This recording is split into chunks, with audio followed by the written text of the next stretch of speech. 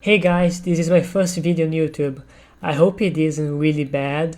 I'll try to get better with time, because yes, I have other videos planned, of course. If you have any suggestions, you can leave them in the comments below, and I also stream on Twitch if you're into that. Well, let's start the video. First, let me start by saying that I haven't played any of the Gears games. Literally, I have played none of them. When I first got into this game, I had almost no idea what I was getting myself into. I didn't know any of the lore and stuff like that, but it was exactly the tactics part of it that allured me in, and oh boy did it surprise me. Let's just say that I am no beginner to the genre of games. I'm actually quite a connoisseur. When it comes to this type of combat, I've played several turn-based tactics games, from RPGs like Wasteland 2 and Divinity Original Sin to strategy games like XCOM and Xenonauts. And these are my first impressions of Gears Tactics. And spoiler alert, I kinda really like it. The game starts right away setting up its background, talking about the peaceful age where humans thrived in peace after long times of war, until Emergency Day, when a monstrous new enemy came to the show, and this enemy is the Locust, a ground-dwelling humanoid army that just had to ruin everything. Anyways, after a lot of fighting, Chairman Prescott, some government guy, decides to blast everything from space in hopes of stopping the Locust. That's when we are introduced to Gabriel Diaz and Sid Redburn, right after they go to a mission outside before the Doom lasers came. That's when the game starts. And you heard that right, we have main playable characters in this game, characters that will fail the mission if killed. You may use them in main missions, with side missions generally giving you more freedom to use recruited units. And let's talk about that. Units. The main characters doesn't seem to have anything too good, but they get the job done. I actually grinned at some of Sid's jokey remarks, but not much after that. Like recruited units, you can customize them, both appearance and skills, and that's next.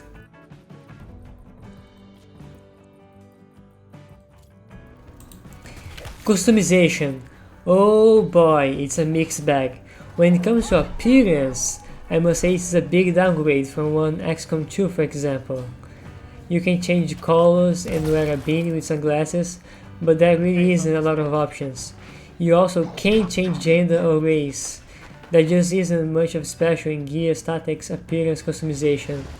But if you're okay with just having colorful units, you have hit jackpot. Later in the game, I just had all my guys be walking Brazilian flags by painting them green, yellow and blue. But if there is something Gears Tactics is good at, it's classes customization. There are 5 classes: Sniper, Support, Scout, Vanguard and Heavy. Every single one of them have their own weapons and abilities, and every class has its own skill tree that's pretty expensive with 4 prongs, allowing you to specialize to your own playstyle. Generally saying, every one of these classes has the following roles. Sniper classes benefit from reduced accuracy penalty on long-range targets. They specialize in high damage critical attacks, perfect for taking out the booking brute. The support class excels in providing healing and other beneficial bonuses to allies. They can both heal single targets or entire groups of gears. The scout excels at getting behind enemy lines with abilities that allow for cloaking and sneak attacks. Vanguards are the solo tanks of Gears Tactics. They can self-heal at the end of each turn, leech health from the damage they deal, and the Intimidate area of effect ability is fantastic for pushing enemies out of cover or Overwatch.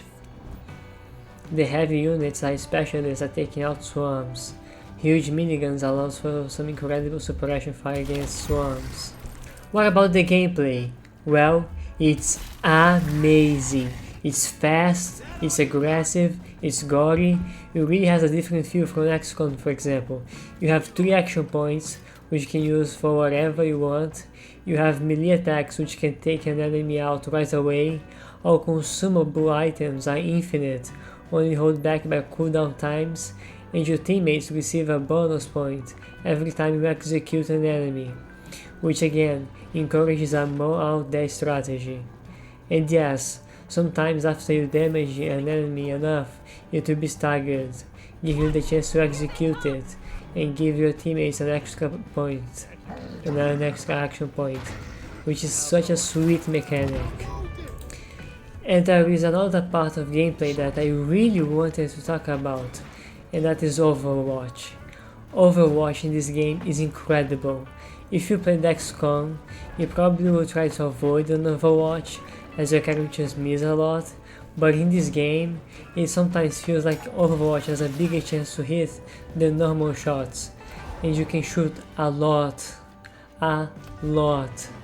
Once you set Overwatch, you will shoot until your action points or ammo are out, so you can take hordes of enemies by creating an Overwatch wall that is just delicious.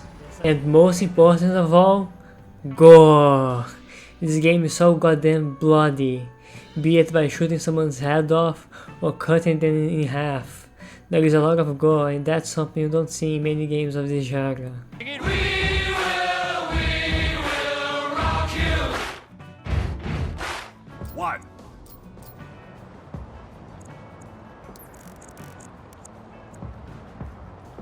Right.